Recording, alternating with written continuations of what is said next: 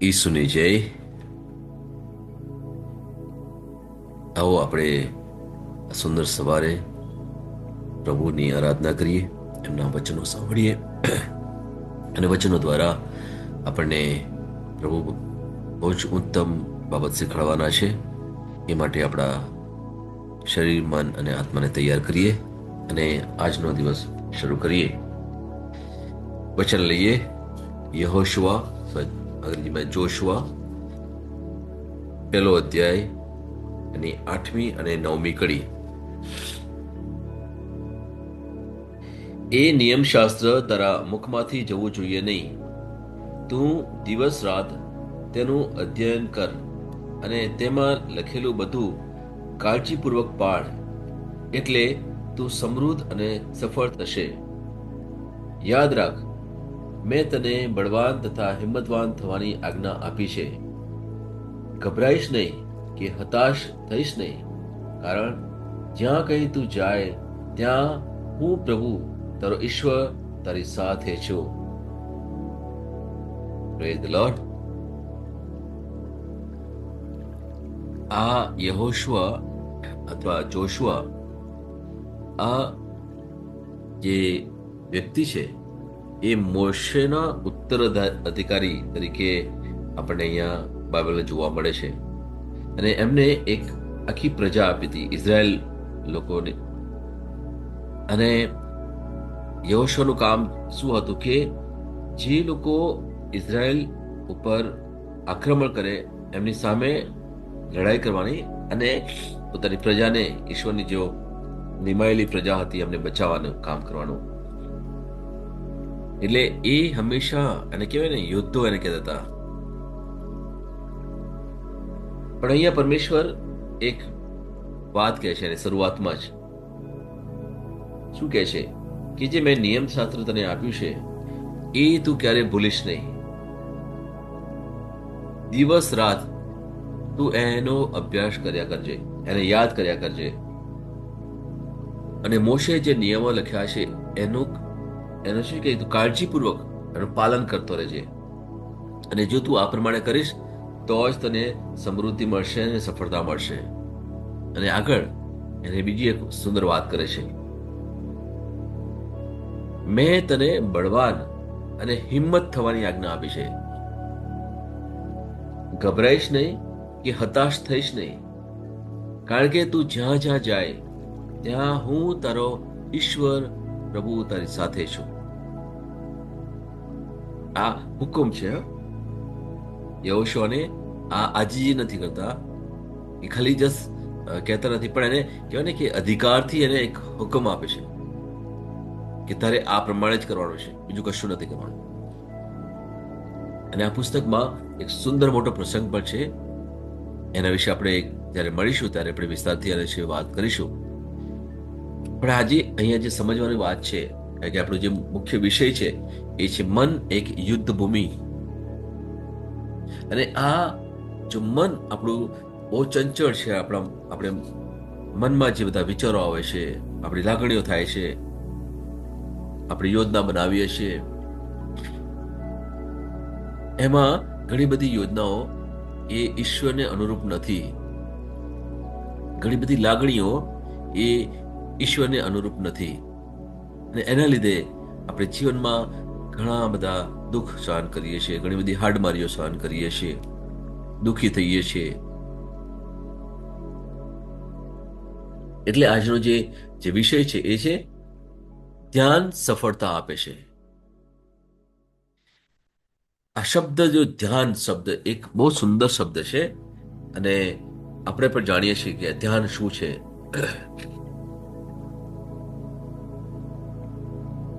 ધ્યાન એક એવો શબ્દ છે અથવા એક એવી પ્રવૃત્તિ છે જ્યાં આપણે કશું જ કરતા નથી. એને અંગ્રેજીમાં કહીએ છીએ મેડિટેશન. ત્યાં આપણે કશું જ કરતા નથી, કોઈ પ્રાર્થના પણ નથી કરતા, કોઈ વાંચન પણ નથી વાંચતા. ખાલી આપણે મનથી સભાન થઈએ છીએ. આપણા મનને આપણે કાબૂમાં લેવા માટે પ્રયત્ન કરીએ છીએ આપણા આત્મા દ્વારા આપણે પરમાત્મા સાથે આપણી જાતને જોડવા માટે પ્રયત્ન કરીએ છીએ. અને એનાથી એક પગલું ઉપર હું તમને વાત કરું કે ધ્યાન એક એવી એવી પ્રવૃત્તિ છે જ્યાં આપણે શૂન્ય થવા માટે પ્રયત્ન કરીએ છીએ. શૂન્ય. આવો આની ઉપર તો ઘણું બધું કહી શકાય, પણ એક સુંદર વાત આપણે સમજવાની જરૂર છે કે મનમાં એટલી બધી બાબતો ચાલી રહી છે, એટલા બધા વિચારો ચાલી રહ્યા છે, જીવન એ પ્રકારનું ચાલી રહ્યું છે, ત્યાં ધ્યાનમાં બેસવું અને આંખો બંધ કરવી એ બહુ આપણા માટે કઠિન છે.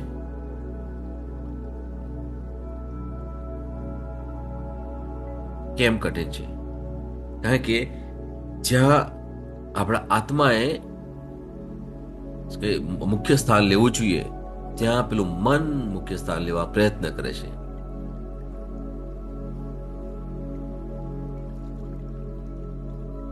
અને એટલા જ માટે આપણે ધ્યાનથી આપણે દૂર ભાગીએ છીએ. થોડો સમય તમે આંખો બંધ કરીને બેસો, જો શું ચાલે છે. અત્યારે કદાચ આંખો ખોલીને તમે બેઠા હશો તો કદાચ એટલા વિચારો નહીં આવે, પણ જે સમયે તમે આંખ બંધ કરી થોડો શાંત થવા પ્રયત્ન કર્યો એટલે પછી પેલા વિચારોના કે પૂરજોશમાં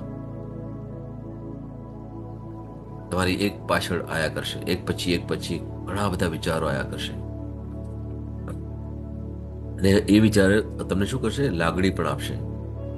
જ્યારે આવું થાય છે ને ત્યારે વાલાઓ આપણે સાચા અર્થમાં ધ્યાન નથી કરી શકતા. અને એ બાબતને આપણે થોડું સમજવાની જરૂર છે. સમય મળશે ત્યારે આપણે એ પણ શીખીશું. એના માટે આપણે થોડી પ્રયત્ન પણ કરીશું કે કેવી રીતે ધ્યાન રાખી શકાય, પ્રભુમાં કેવી રીતે જોડી શકાય આપણી જાતને. કારણ કે વાલો વર્ષો સુધી મને તક મળી હતી અને આજે પણ મને તક મળે છે. હું તક લઉં છું અને જે લોકો મને મળે છે મારી પાસે કાઉન્સેલિંગ માટે પણ આવે છે ત્યારે એમને આ એક નાનો પ્રયત્ન પણ આપું છું. જ્યારે હું કદાચ કોઈ સ્કૂલ અથવા કોલેજમાં સેમિનાર માટે પણ જાઉં છું ત્યારે એ લોકોને પણ થોડીક પ્રેક્ટિસ કરાવું છું. આવી રીતે મારા ક્લાસમાં પણ ઘણીવાર આવી રીતે કરાવું છું. કારણ કે ભલાઓ આપણે પોતે કોણ છીએ એ સમજવાની બહુ જરૂર છે. હું કોણ છું? હું મન નથી, હું શરીર નથી,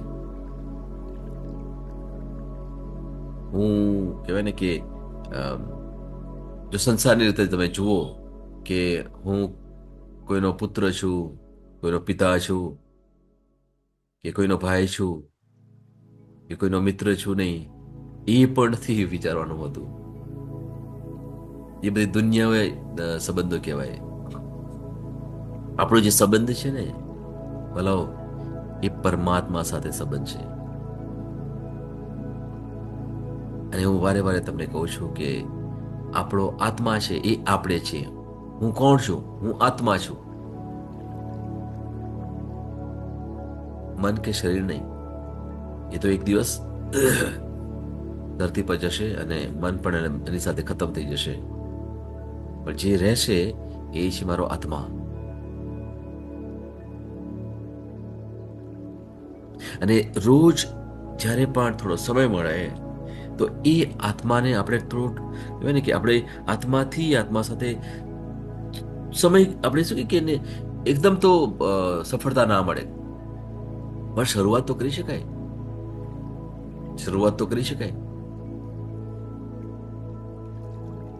ધીરે ધીરે કદાચ તમે ચાલશો, પડી પણ જશો, પણ એક કહેવાય ને કે એક મંજિલ પહોંચવા માટે શરૂઆત તો કરી શકાય કે નહીં? કે મારાથી ના થાય, આપણે તો ના આવડે, આપણું કામ નહીં, એ બધા બાના કહેવાય. પણ આજે એક ડગલું તો માંડીએ. એક વિચાર તો કરીએ કે ચલો શરૂ કરવું છે, આજથી ઘણા વર્ષોથી કંઈ કર્યું નથી અથવા જિંદગીમાં ક્યારેય આવી રીતે કર્યું નથી. આજે એક ડગલું તો માંડીએ, શરૂઆત તો કરીએ. અને એ માટે જે તમને સહાય કરે ને, આપણી જાત ઉપર આપણે ગર્વ ના લઈએ કે હું કરું, ના ના, પરમેશ્વર આપણને સહાય કરે. પરમેશ્વર તો ઈચ્છે છે કે આપણે એમની સાથે જોડાઈએ. હું થોડા દિવસ પહેલા એક અમારા પંજાબી દાદી છે, એ બાથરૂમમાં પડી ગયા હતા અને અમને જેવી જાણ થઈ એટલે પછી મેં મળવા માટે ગયા. એમને સ્વસ્થ છે, પગમાં થોડી તકલીફ છે, અને એમની સાથે વાત કરતા હતા. બહુ જ કહેવાય કે ક્યારેય એમનું દર્દ છે ને જલ્દી કહેતા નથી. એ હંમેશા હસી મજાક વાત કરે ને બહુ જ કહેવાય ને બિંદાસ વ્યક્તિ છે. એમની ઉંમર આઈ થિંક 86 વર્ષની છે, પણ એટલા ખેલદિલી વાળા, એટલા હસી મજાક કરશે ને બહુ સુંદર. એમનો સ્વભાવ બહુ સરસ છે, પણ થોડી પગમાં આવી તકલીફ છે એમને.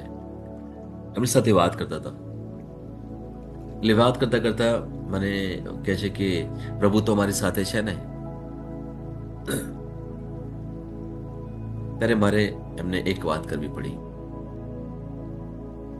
કે હા, પ્રભુ તો આપણી સાથે છે, પણ પ્રશ્ન એ છે કે હું પ્રભુ સાથે છું કે કેમ.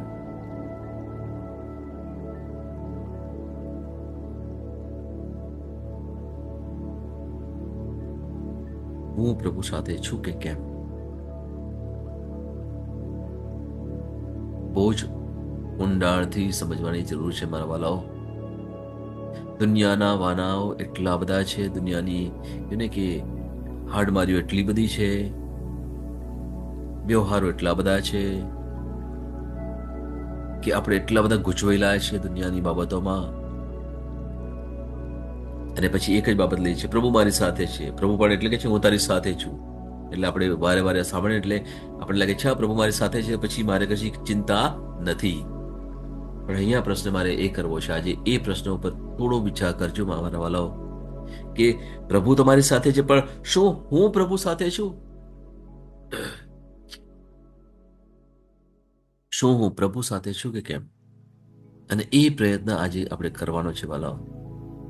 આજથી શરૂઆત કરવાની છે વાલાઓ. અને ક્યારે શરૂઆત કરી શકાય? જ્યારે આપણે બાઇબલ ખોલીએ,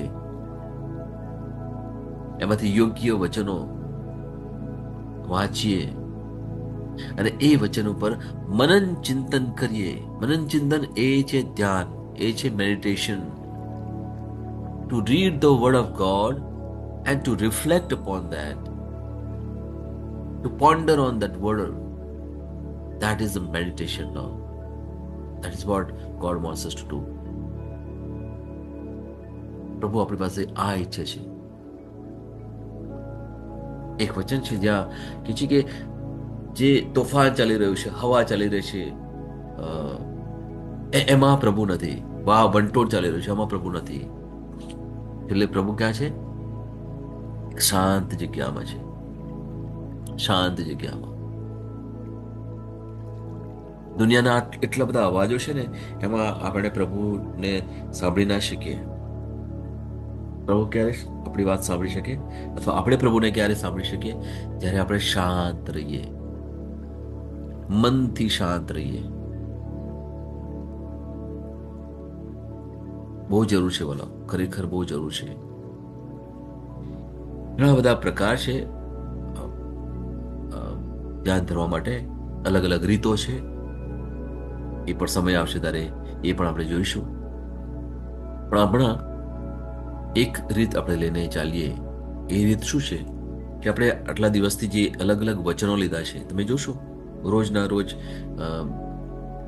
આપણે પ્રવચન કરીએ છીએ, એમાં અલગ અલગ વચનો લઉં છું.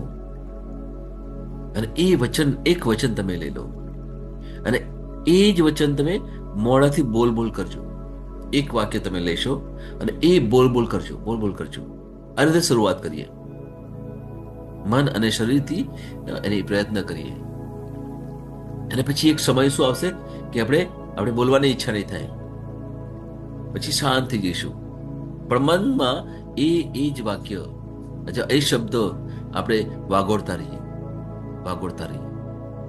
અને પછી શું થશે, એક સમય પછી એ પણ વાગોળવાનું પણ બંધ થશે. અને પછી જે થશે એ છે મન શાંત થશે, મન શાંત થશે.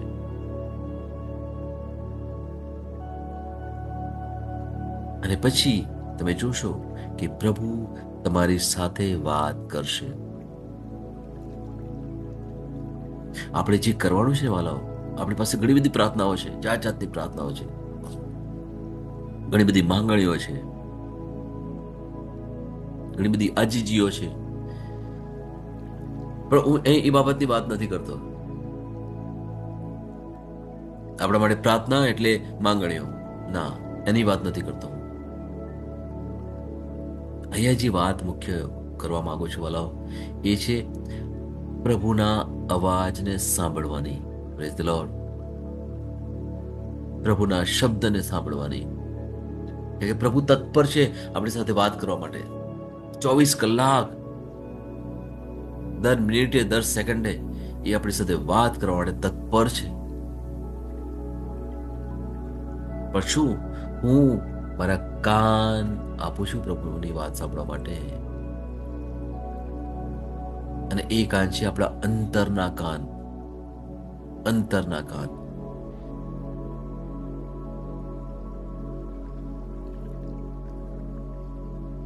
કદાચ સામાન્ય લાગતું હશે, પણ હું તમને સાચું કહું છું,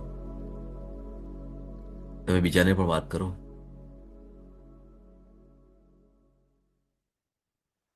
બહુ જરૂર છે વાલા, ખરેખર સાચા અર્થમાં કહું છું કે જો જીવનમાં સમૃદ્ધ થવું હોય, સફળ થવું હોય, તો આપણે પ્રભુની સાથે બેસવું પડે, પ્રભુની સાથે વાતચીત કરવી પડે. તમે જૂના કરારમાં જોશો ને, તો ઘણા બધા પૈગંબરો એ શું કરતા હતા, સમયે સમયે પ્રભુ સાથે વાત કરતા હતા. તમે અબ્રાહમની વાત જુઓ, તમે એ પ્રભુ સાથે વાત કરતા હતા. તમે મોશોને જુઓ, તમે પ્રભુ સાથે વાત કરતા હતા. અને જો તમને એક પ્રસંગ તમને કહું ને, કે જ્યારે મોશે ઇઝરાયેલ લોકોને લઈને આવે છે રણ પ્રદેશમાં, ત્યારે મોશેને ખબર નથી હવે આ લોકોનું કરવાનું શું, આગળ વધવાનું કેવી રીતે. ત્યારે પ્રભુ એને કહે છે, ચલ તું પર્વત ઉપર આવ, કારણ કે આ લોકોની વચ્ચે રહીને હું તારી સાથે વાત ના કરી શકું. અને એ વખતે તું કહેવાય ને કે બહુ ડિસ્ટર્બ થઈ જઈશ, તને બહુ ખલીલ પડશે, એટલે તું પર્વત ઉપર આવી જા, ત્યાં કોઈ નથી. અને ત્યાં પ્રભુ એને લઈ જાય છે. ત્યાં પ્રભુ એને 10 આજ્ઞા આપે છે.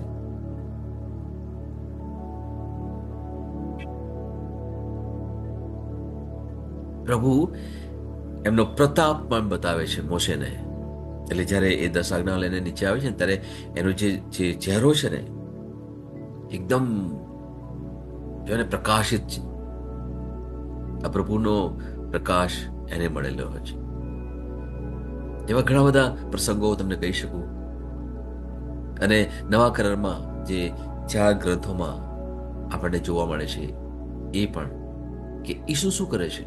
જાહેર જીવનમાં ઘણા બધા કામ કરે છે, ઉપદેશ આપે છે, ચમત્કાર કરે છે, લોકોની મુલાકાત લે છે. પણ વહેલી સવારે અથવા સાંજે, પછી રાત્રે એ શું કરે છે ખબર છે?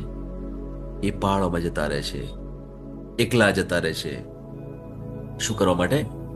ધ્યાન ધરવા માટે, પરમેશ્વર સાથે સમય ગાળવા માટે, પરમેશ્વર સાથે વાતો કરવા માટે, પરમેશ્વરની એક યોજનાઓને લેવા માટે.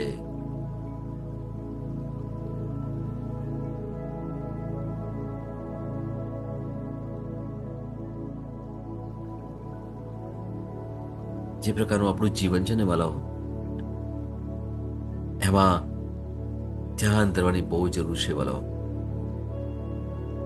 સમય કાઢવાની બહુ જરૂર છે પરમેશ્વર સાથે. પ્રયત્ન કરીએ, આજે શરૂઆત કરીએ, અને પછી તમે જોશો કે પરમેશ્વર તમારી સાથે કેટલું સુંદર કામ કરે છે. પરમેશ્વર તેવા કેવા કેવા ગુડ રહસ્યો તમને બતાવશે, જે ઊંડી ઊંડી સમજ તમને આપશે. કારણ કે ઘણી વાર જે પુસ્તકમાં વચનો પણ આપેલા છે ને, એ વચનો તમે ઘણી વાર સાંભળ્યા હશે, અમુક પ્રસંગો તમે ઘણી વાર સાંભળ્યા હશે અલગ અલગ જગ્યાએ, પણ એની પાછળનું રહસ્ય કદાચ ઘણી વાર સમજી નહીં શકતા. આપણે ઉપર ઉપરથી સમજેલા છીએ, પણ જ્યારે એ જ પ્રસંગ અથવા એ જ વાક્ય તમે લઈને પછી ધ્યાન ધરશો ને, ત્યારે પ્રભુ તમને એ દ્વારા કંઈક ઊંડું રહસ્ય બતાવશે. Praise the lord. અને હું તમને સાચી વાત કરું છું, હા, પણ પ્રયત્ન કરવાની જરૂર છે વાલો, પ્રયત્ન કરવાની જરૂર છે. ખાલી થોડો સમય અહીંયા બેઠા અને થોડું સાંભળ્યું ને પછી આપણા કામમાં વ્યસ્ત થયા તો પછી કોઈ મતલબ નથી.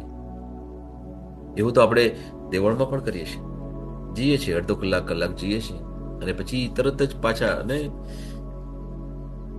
ધોવાઈ જઈએ છીએ પાછા, અને એનું એ જ જીવન પાછું ચાલે છે. રિટ્રીટમાં પણ જઈએ છીએ ત્યારે પણ આવું ઘણી વાર આવું થાય છે, ને બધાને સાથે નથી થતું. મેં જોયા છે, રિટ્રીટમાં મળીએ છીએ ત્યારે ઘણા લોકોના જીવન બદલાઈ ગયેલા છે. કારણ કે ત્યાં જે ભાથું મળે છે ને, એ બહુ જ ઉત્તમ ભાથું છે વાલા, બહુ જ ઉત્તમ ભાથું છે. એ શરીર ને મનનું ભાથું નથી, પણ આત્માનું ભાથું છે. જે આપણે સાચા અર્થમાં જે છીએ, હું આત્મા છું, એ ભાથું જ્યારે મળે છે ને ત્યારે લોકો એટલા ધન્ય થઈ જાય છે. અને પછી મેં જોયા છે ઘણા લોકોના જીવન બદલાઈ ગયા છે, ઘણા લોકોના જીવનની હાડમારીઓ દૂર થઈ ગઈ છે, ઘણા લોકોની બીમારીઓ દૂર થઈ ગઈ છે, ઘણા બધા લોકોને સાજાપણું મળ્યું છે. ફક્ત શરીરનું ને મનનું સાજાપણું નહીં, પણ આત્મિક રીતે પણ સાજાપણું મળ્યું છે. જે કહેવાય છે કે આત્માથી નબળા,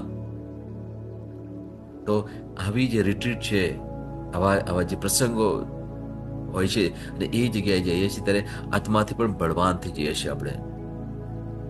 અને આપણે એટલા ભાગ્યશાળી છીએ, પ્રભુએ આપણને એટલા તો આશીર્વાદિત કર્યા છે કે આપણી ચારે બાજુ કંઈક ને કંઈક સમય ચાલતું રહેશે.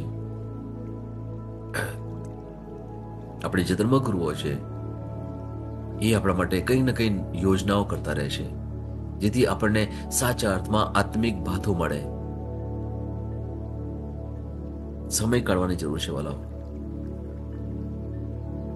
નાસી ના જઈએ, આવા પ્રસંગોથી દૂર ના થઈએ. જ્યારે સમય મળે, દિવસ હોય કે રાત હોય, જ્યારે સમય મળે ત્યારે એ રિટ્રીટ હોય કે આરાધના હોય કે જ્યાં પ્રભુની વાણી ચાલતી હોય, ત્યાં દોડીને જઈએ આપણે. કારણ કે મેં કહ્યું એ પ્રમાણે જીવન એટલું વ્યસ્ત છે ને કે એમાંથી બહાર નીકળી ના શકાય. આપણે છેલ્લી ઘડી પહોંચીશું ને ત્યાં સુધી આપણે છે કે હજુ પણ કંઈક કામ કરવાનું બાકી છે, હજુ પણ કંઈક કરવાનું બાકી છે, એવું થશે. આજે પણ બેઠા છો ને કે તો તમને ચોક્કસ થશે કે ઘણું કરવાનું છે, કેટલું બધું કરવાનું છે, હજુ પણ બધું મારું દુનિયામાં કહેવાય ને કે ઘણું બધું જીતી લેવાનું છે, ઘણું બધું મેળવી લેવાનું છે, એવી બધી લાગણીઓ થાય છે. અને કેટલા બધા વ્યસ્ત રહીએ છીએ આપણે, જુઓ તમે કેટલા વ્યસ્ત, બાપરે. પણ પ્રભુ કહે છે નહીં, હવે કશું કરવાની જરૂર નથી. આપણે પેલો પ્રસંગ જો તમને ખબર હોય, એકવાર પ્રભુ ઈસુ જાય છે ને લાજરસ, જો તમને પેલી વાર્તા ખબર હોય, લાજરસ, માર્થા અને મેરી એમના ઘરે, કારણ કે એમની સાથે બહુ જ કહે ને કે મિત્રતાનો સંબંધ હતો એમની સાથે, એટલે સમયે જ્યારે એ ત્યાંથી પસાર થાય ત્યારે ચોક્કસ એ લોકોની મુલાકાત લે. એટલે જે સમય ખબર પડે છે ત્યારે માર્થા અને મેરી, ઓકે, એનો પ્રસંગ છે. ત્યાં શું કરે છે માર્થા? શું કરે છે? કામમાં એટલી વ્યસ્ત, ચોક્કસ જરૂર છે કારણ કે બધી વ્યવસ્થા કરવાની, જમવાની વ્યવસ્થા કરવાની, બીજું ઘણી બધી વ્યવસ્થા કરવાની. કારણ કે એ ના હોય તો પછી તો ફક્ત બેસી રહેવાનું તો કેવું લાગે. એટલે માર્થાને પેલા મનમાં એ છે, પણ મેરી છે એ શું કરે છે? એ કશું નથી કરતી. જેને જેવા પ્રભુ ઈસુ આવે છે ત્યાં જઈને સીધા ત્યાં જઈને બેસી જાય છે, અને પછી પ્રભુ જે વાતો કરે છે, ઈસુ જે વાતો કરે છે, એ બસ ચૂપચાપ સાંભળ્યા કરે છે. માર્થાને શું થાય છે? એને થોડું થાય છે કે અરે યાર, આ કેવું કામ કરાય ને, મને મદદ કરાય, કેટલું બધું કરવાનું છે, જમવાનું બનાવવાનું છે કે બીજી વ્યવસ્થા કરવાની છે. અત્યારે ઈસુ શું કહે છે ખબર છે? માર્થા માર્થા, તું આટલી બધી કેમ વ્યસ્ત છે? જે હવે કરવાનું જે છે ને એ ફક્ત શાંત રહેવાનું છે, વાણી સાંભળવાની છે. એટલે મેરીએ તો કે સાચું સ્થાન લીધું છે. એ જે કરે છે બરોબર કરે છે. ભલાઓ આપણે ના નથી પાડતા, દુનિયામાં છીએ, આપણે કામ ચોક્કસ કરવાનું છે. ઓકે, પણ જે સમયે પ્રભુ ઈસુ આપણી પાસે ઈચ્છતા હોય, સમય છે સવારનો સમય, સાંજનો સમય, ઘણી વાર એવો પણ સમય આવે છે જ્યારે દિવસ દરમિયાન પણ આપણને એક એવો સમય મળે છે જ્યારે આપણે સમય વિતાવીએ, પ્રભુ સાથે સમય વિતાવીએ, બાઇબલ લઈને બેસી જઈએ, યા કોઈ સારું પ્રવચન એને સાંભળીએ, અથવા બહુ સરસ સરસ ગીતો પણ છે જે બાઇબલના વચનોને અનુરૂપ છે. બીજા ગીતોની વાત નથી કરતો, કારણ કે ઘણા બધા એવા ગીતો પણ છે જે બાઇબલને અનુરૂપ નથી. હા, યાદ રાખજો, થોડા સભાન થજો વાલા. અમારે આ પણ તમને કેવું છે, બહુ આપણે હોશે હોશે ગાઈએ છીએ અને ગણગણીએ પણ છે, પણ ઘણા એવા ગીતો છે જે બાઇબલને અનુરૂપ નથી. પ્લીઝ સભાન રહેજો. તમે શું ગાઓ છો એ આપણને ખબર હોવી જોઈએ.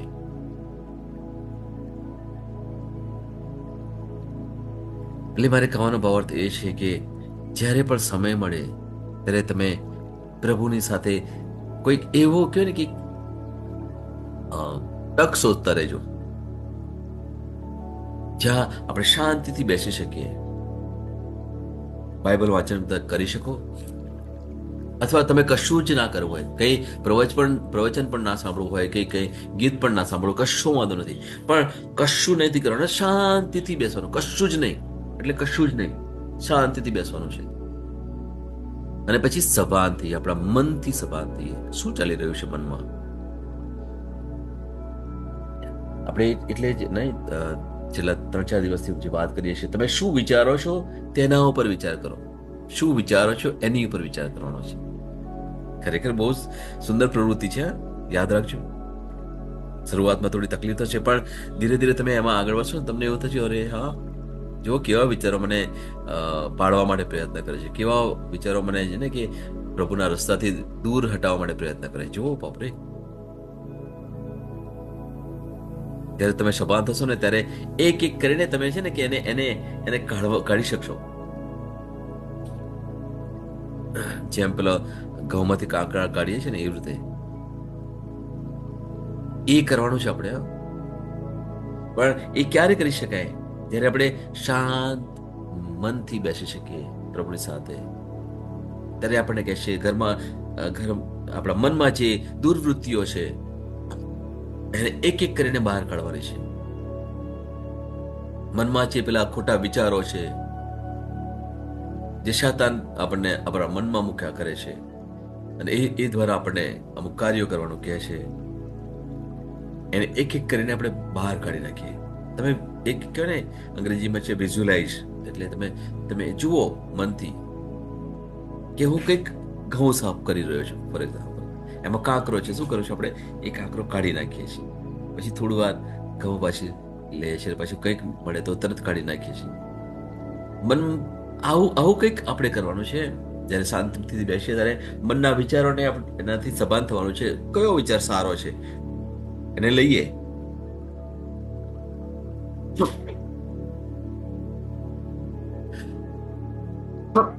અને જે વિચાર સારો નથી એને આપણે પેલા કાંકરાની જેમ કાઢી નાખીએ.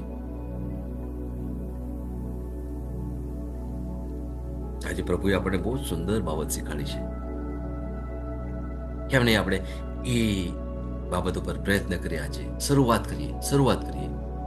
શરૂઆતમાં થોડું તકલીફ થશે, તમને મન નહીં લાગે, પણ છોડી ના દેતા, કારણ કે મન બહુ ચંચળ છે. તમને શાંતિથી બેસવા નહીં દે. કદાચ અત્યારે તમને ખંજવાળ નહીં આવે અથવા તમને શરીરમાં કશું નહીં થાય, પણ જે સમયે તમે શાંતિથી બેઠા ને એ પછી તમને પગમાં દુખશે અને સાદામાં દુખશે અને કઈ ખંજવાળ આવશે ને ઘણું બધું થશે. હા, પણ શું છે ખબર છે? મનમાં જે કંઈ ચાલી રહ્યું છે ને એની અસર આપણા શરીર પર પડે છે. આ હું એટલા માટે કહું છું કે આ અનુભવમાંથી હું પસાર થયેલો છું. આ અનુભવમાંથી પસાર થયેલો છું. એક જગ્યાએ હું ગયો હતો જ્યાં મેડિટેશન સેન્ટર, અને ત્યાં એક વાત અમને કરી હતી કે તમે એકવાર ધ્યાનમાં બેસો ને એટલે પછી તમારે જરા પણ હલવાનું નથી. અને બહુ જ કડક આ સૂચના આપેલી, હલવાનું નથી. કે એમને ખબર છે કે ધ્યાન પર જ્યારે બેસશો ત્યારે મન શું કરશે, ચંચળ એટલું છે કે તમને શરીર પણ હલવા માટે બોલશે ને, કંઈક ખંજવાળ આવશે ને, કંઈક સાંધો દુખશે ને, ઘણું બધું થશે, જાતું થશે. તો ચહેરો તો આવે છે પણ શરીરને પણ તમને શાંત રહેવા નહીં દે. પણ એની પર આપણે જ્યારે કાબુ મેળવે છે ને, ત્યાર પછીનો જે સમય છે ને એ વાલાઓ સાચામાં એટલો ઉત્તમ સમય હોય છે. આપણી પાસે એટલો સમય નથી વાલાઓ, પણ ચોક્કસ આપણે જ્યારે મળીશું ત્યારે એના વિશે વાત કરીશું. Okay, praise the lord.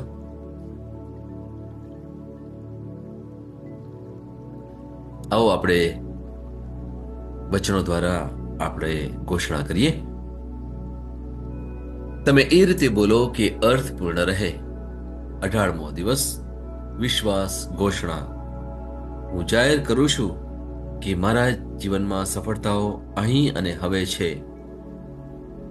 પ્રભુની ભલાઈનો અચાનક વિસ્ફોટ, કોઈ પ્રવાહ નહીં પરંતુ પ્રભુની વાણીની શક્તિનું પૂર, ઉપચારનું પૂર, શાણપણનું પૂર, કૃપાનું પૂર.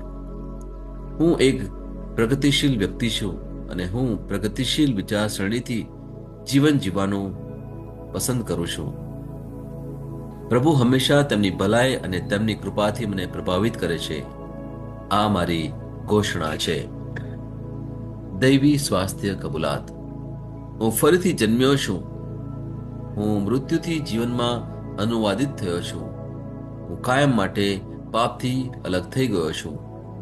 માંદગી, રોગ, હતાશા અને શૈતાન અને અંધકાર સાથે સંકળાયેલ બધું હું પ્રભુના શાશ્વત મહિમા અને ખ્રિસ્ત ઈસુ દ્વારા જીવનના શાસનમાં ચાલુ છું. આમીન. હું જે પણ ઈશ્વરના નામ પર બોલું તે થશે જ.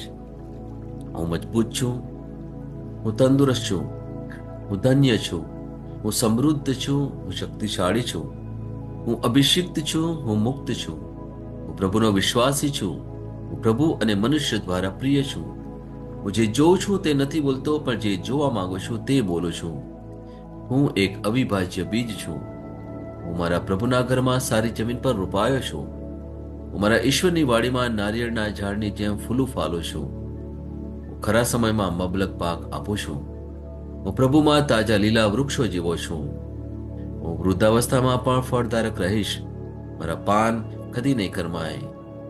હું જે પણ પ્રભુ ઈસુના નામમાં કામ કરીશ તેમાં સફળ થઈશ. ઈસુના નામમાં વસ્તુઓ હંમેશા મારા માટે કામ કરી રહી છે. હું ખ્રિસ્ત ઈસુમાં દરેક આત્મિક આશીર્વાદ મેળવનાર છું.